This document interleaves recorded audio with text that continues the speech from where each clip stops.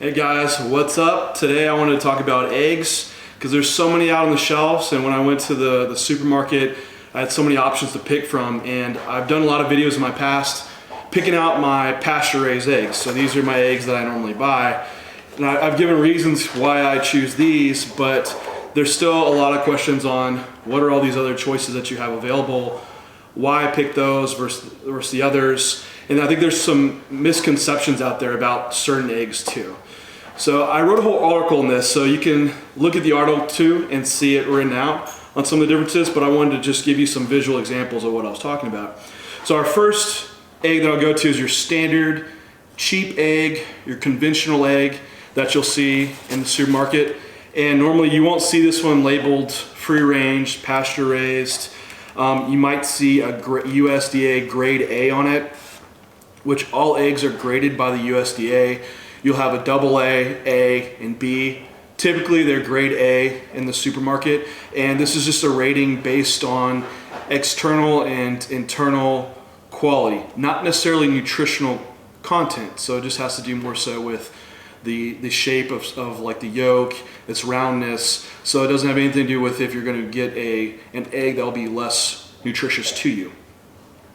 Your conventional eggs are typically from caged chickens in little coops, and they're given a chicken mash, which is a mix of corn and soy, which these are your cheapest way to go. I wouldn't say there's anything necessarily unhealthy because they're getting fed chicken and soy. There's a lot of debate on just using soy in general, so that's something that you'd have to weigh out, and that goes way beyond the context of what I'm trying to talk about today. But for your conventional eggs, they still provide you 6 grams of protein per serving, 5 grams of fat, roughly 40 milligrams of total omega-3. They're a great source of choline, have all your vitamin Bs, vitamin D, and vitamin E in it. So overall, it's still a great choice to make for getting an array of nutrients in. And they're cheap.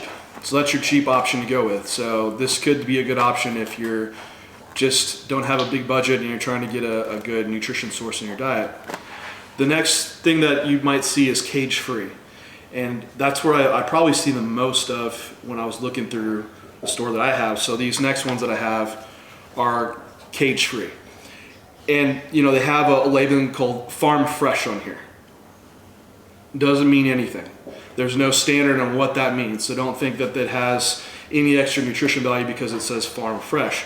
Cage free simply means that they're not enclosed in wire cages. So they still are kept indoors in maybe like a large room, and they're confined to that room. So they still won't have there's not a standardized amount of space that they have to have. And it doesn't change the feed that they have to have. So what the chickens are eating is what's going to change the nutrition quality of the egg.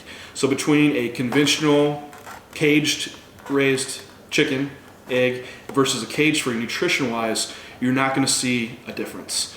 So if you're just looking at price at that point, the conventional egg would be the better choice. Now you do have to weigh in what's your opinion on if the animal's being raised in a humane way, and that may weigh into your choice, and you may be okay paying a higher price for that. The next option you'd run into would be free-range chicken egg, and this one's also non-GMO. So with the free-range chicken egg, they are required to have an outdoor access. That doesn't mean that they're going to be roaming on these wide array pastures or going to have a lot of space. They just have to have access to outdoors. That could be access to a dirt space outdoors. It could be a concrete slab outdoors. Also, free-range doesn't mean that it changes the feed that they have. So if they're fed the same, nutrition-wise, they're going to be the same across the board. One that is different on this one I picked up is non-GMO. So the chicken mash that I told you that you feed them, usually it's a corn-soy mix. A lot of people have issues with soy, but also possibly using GMOs, genetically modified organisms. Some people want to avoid GMOs completely. Don't think because it says non-GMO that you're not getting soy, because you can still get soy, a corn soy mash that is non-GMO. Okay, So if you're looking out, if you want a completely soy-free bird that was fed only like corn or grass, just because it says non-GMO, that's not what you're going to keep you getting. So between the free range, caged, and our conventional eggs, nutrition-wise across the board, there would be insignificant differences. I think one thing that is important to mention is once you kind of go into cage-free and also free-range eggs, you'll notice that there's brown eggs, while some, like your conventional eggs, usually always white. And all this means is the type of hen that it's coming from. So you have a blue hen and a brown hen. They're not literally blue, but that is just the type of hen that lays each egg, and they're different colors. Nutrition-wise, there is no difference based on just the eggshell color. I think that misconception is just from usually at the farmer's market, you see a lot of brown eggs, and those are pasture-raised birds. So you might associate that with being some type of pasture-raised bird that has a better nutrition profile. But that isn't necessarily the case.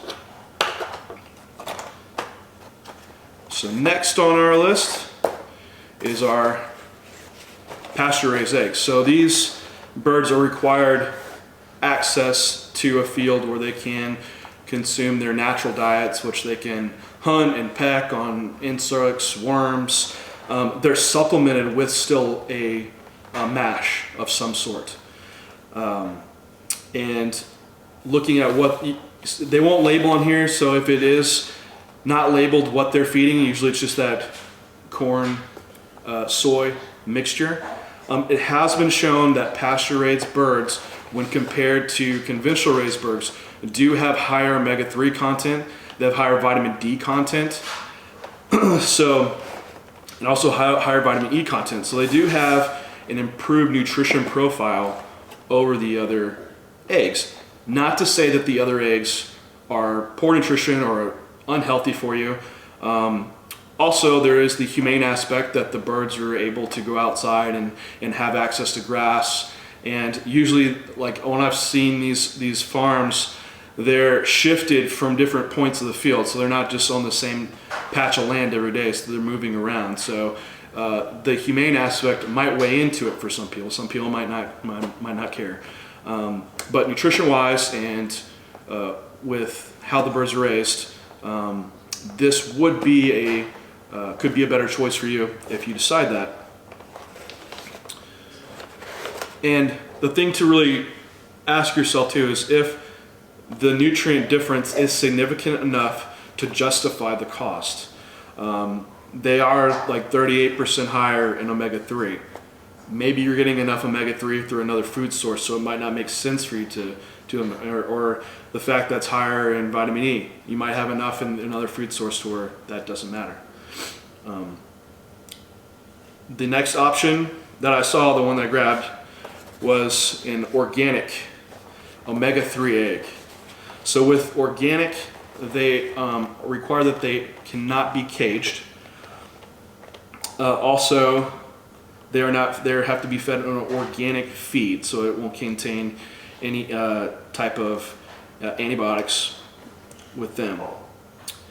This one specifically is fed a vegetarian diet, so it would still be corn, soy base, but it has 225 milligrams of omega-3 per egg, which is significantly higher than your conventional eggs that are around 40 to 50 milligrams.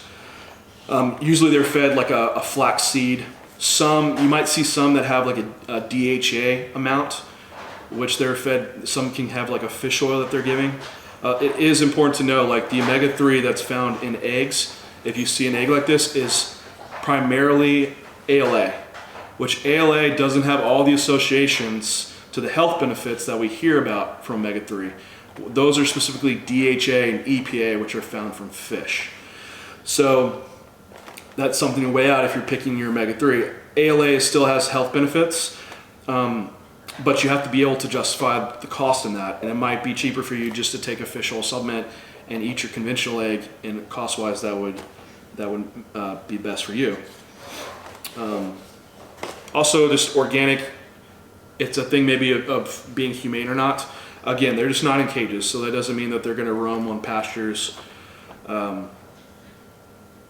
But those are all the breakdown of all your choices. So just to kind of sum up, and there's some minor differences here in a few things, but in general, your conventional, your cage-free, and your free-range egg, nutrition-wise, are going to be very, very close, if not any difference. There will be differences in how they're raised if they're humane or not. So weigh that out. The ones that are nutritionally different would be pasture raised or ones that have been fed an omega-3 diet. And if you need those requirements met in your diet, these could be a choice, but weigh out the cost before you do. Otherwise, some of the other eggs might be a better option for you. So guys, I hope that gives you a well-round look at when you're shopping for your eggs, what to look for and what might be best for you. Let me know if you have any questions below. Happy to answer for them, and I will talk to you next time.